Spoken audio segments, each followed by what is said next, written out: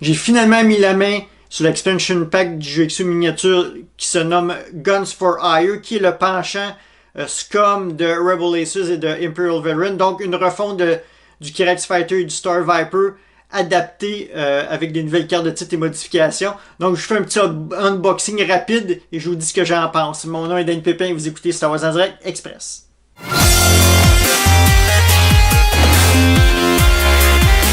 Donc Guns for Hire, c'est un peu la réponse à Imperial Veteran et puis Rebel Aces qui en fait c'est une reprise de vaisseaux existants qui ne fonctionnent pas nécessairement quand ils ont été vendus individuellement, mais en les ramenant avec des cartes de titre, des modifications spéciales, sont un peu plus jouables en jeu. Donc on va commencer vraiment avec le Kyrax Fighter ici. On voit l'ancien et le nouveau. Donc le nouveau a vraiment la peinture du Black Sun sur les ailes. Beau modèle comme d'habitude, superbe encore. On voit un peu la différence ici.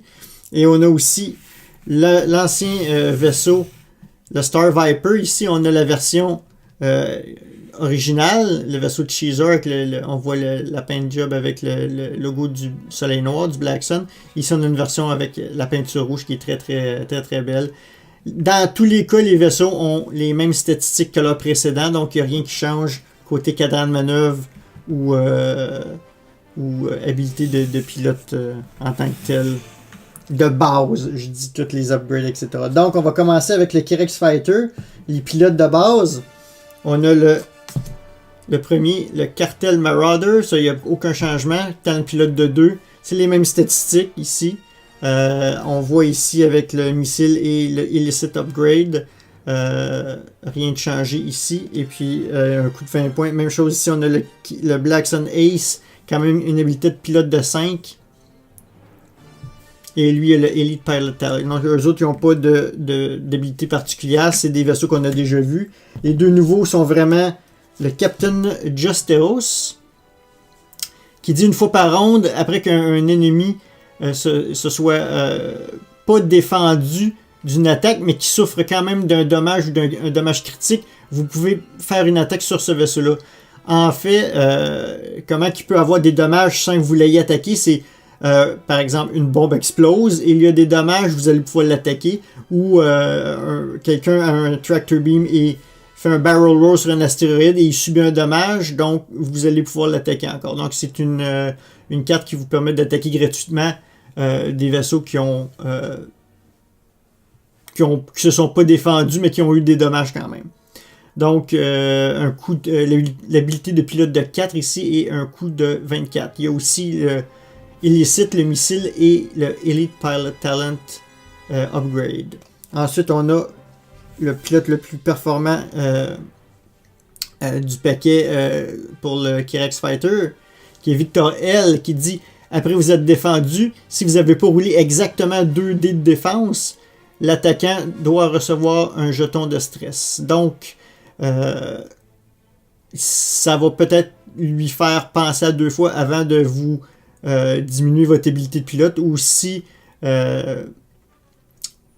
s'il y avait un modificateur que lui appliquait qui faisait que votre habilité était diminuée, ou la distance peut-être aussi peut jouer, ben ça va lui donner un token de stress. Il va falloir que je le laisse en jeu pour voir vraiment l'effet que ça peut donner. Qu'est-ce qui fait le gros changement dans ce expansion pack? C'est les cartes de titre. Donc pour le Kyrax Fighter, on a 2 cartes de titre, 2 fois la même carte, qui est Vaxai, qui dit que toutes vos cartes de grade, en fait,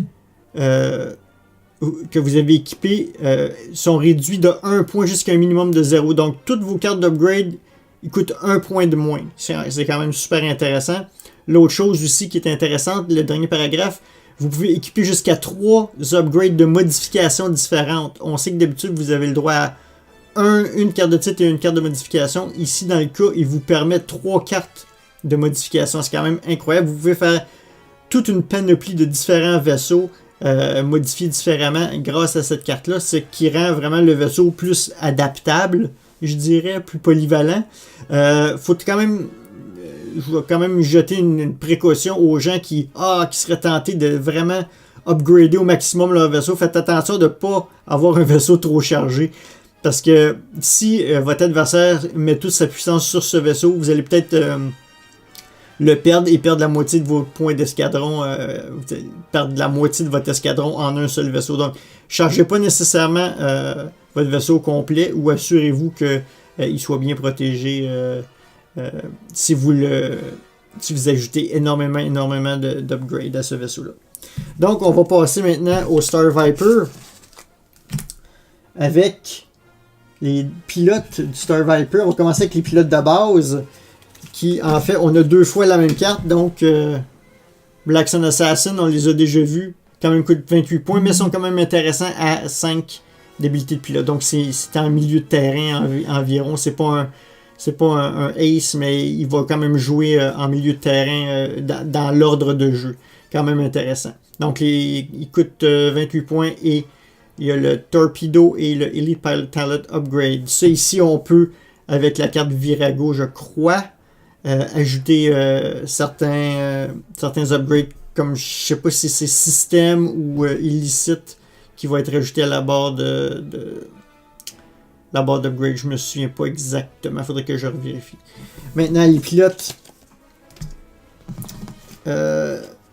pilotes uniques. On va commencer avec Dalan Oberos.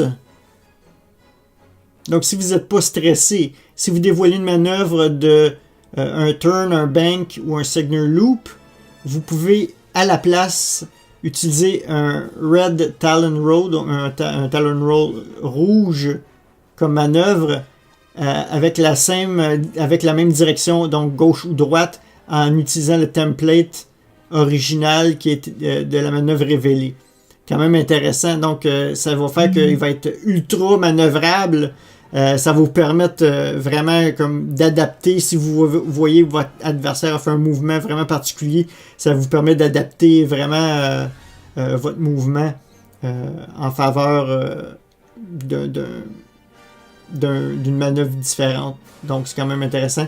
Il y a quand même une habilité de pilote de 6. Donc c'est lui dans les Star Viper qui est la meilleure habilité de pilote dans le paquet. Il coûte quand même 30 points. Ensuite, pourquoi je termine avec lui puis un talent pilote un peu inférieur à 4, Tweak, c'est que il y a des nouvelles cartes de conditions dans ce paquet-là. Et puis Tweak est un de ceux qui a une carte de condition. Ici, on voit dans la barre d'upgrade qu'il n'y a pas le Elite Pilot Talent. Cependant, il y a les cartes de condition Shadow et Mimic. Donc, qu'est-ce que ça fait ces cartes-là? Il dit lors de la phase d'installation, avant l'étape de placer vos forces sur le jeu, vous pouvez choisir un vaisseau ennemi et lui assigner la carte de condition Shadowed ou Mimic. Qu'est-ce que ça fait, Shadowed ou Mimic? Les voici les 2 cartes. En fait, qu'est-ce que ça fait? C'est que ça permet de prendre des... dans le cas de Shadowed, ça permet d'avoir l'habilité de pilote de votre adversaire durant toute la partie. Et puis Mimic va permettre d'utiliser l'habilité du pilote pendant toute la partie, le vaisseau que vous avez choisi. Donc c'est quand même intéressant. Et puis il dit que la condition ne changera pas même si l'habilité du pilote est changée ou si le vaisseau est détruit. Donc même si vous aviez mis la carte Shadow ou Mimic sur un vaisseau et qu'il est détruit, vous allez quand même garder l'habilité du pilote qu'il avait. Donc c'est quand même intéressant. Il s'agit de bien connaître les cartes de son adversaire et puis choisir en conséquence à qui vous allez donner cette carte de condition. C'est quand même très intéressant comme dynamique ici avec Tweak. Il porte bien son nom, il peut tweaker son vaisseau selon l'adversaire. Il porte bien son nom, cette carte. Donc très intéressant, j'ai hâte de l'essayer celui-là. La chose que j'ai oublié de mentionner aussi, on a 2 fois la carte. Ça, c'est une carte de modification. Star Viper Mark II, que vous avez en 2 copies, encore une fois. Qu'est-ce que ça fait, cette carte de modification-là? C'est que ça vous permet d'équiper jusqu'à 2 différentes cartes de titre. On voit un peu le thème de de ce expansion pack-là, c'est que ça vous permet plusieurs cartes de titre ou plusieurs cartes de modification. Dans ce cas-ci, cette carte-ci vous permet d'avoir 2 cartes de titre différentes. Encore une fois, ça vous permet de faire un vaisseau très très adaptable. Et puis, qu'est-ce qui est intéressant comme dans le deuxième paragraphe, c'est que lorsque vous faites un barrel roll, vous devez utiliser le 1 bank gauche-droite au lieu du gabarit tout droit de 1. Donc, ça vous permet vraiment d'avoir beaucoup plus manœuvrable avec le Star Viper. Donc, c'est quand même intéressant. Et, je ne sais pas si vous avez remarqué, le coût de cette carte est de -3. Donc, en fait, si vous prenez avec Tweak, par exemple, à 28, ben, la carte va coûter 25. Vous pouvez appliquer sur le total une déduction de 3 points sur votre escadron total. Quand même très intéressant. Il y a une autre carte de condition qui vient en double. C'est Harpoon qui vient avec ces 2 upgrades-là. Donc, c'est encore en 2 copies. Harpoon Missile.